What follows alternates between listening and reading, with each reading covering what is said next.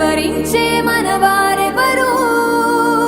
కళమారుతున్న జీవితం కలతలోకి జారెనా కలలు గన్న కనులకు నీటి చెమ్మ తగిలెనా వెలుతురైన ప్రతిదినం చూపుతోంద వేదన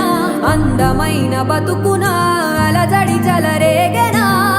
ఏమిటి నీ పాపం ఏమిటి నీ నేరం చీకటి ముసిరిందే చిటికల్లో